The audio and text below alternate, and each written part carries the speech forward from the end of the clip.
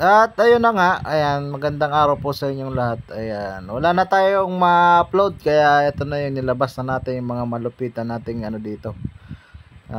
Gawa. Ayan, matagal na nating inumpisahan to. At binalikan na lang natin kasi nagkataong may kanya-kanyang mga gawa. Ayan, pinagpatuloy lang po natin. Ito po ay bahay na may area na 11 meters by 6 meters. Ayan, may plano pang mag-adjust. Malaki-laki po tong ano na to. Bahay na po. Bahay na to. Ayan, oras na ng ating pagbubuhos ng ating beam. Ayan.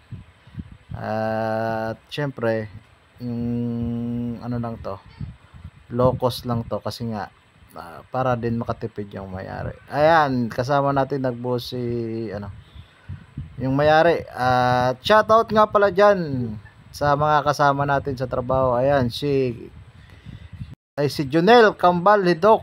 Yan, si Manoy Mon, si Tito Vic, at nandyan din si Tito Abe. Ayan, mega shoutout sa inyong lahat. At ayan, tuloy lang tayo. At sa mga susunod na araw siguro ito yung mga upload natin kung paano natin ginagawa. Alright, maraming salamat po.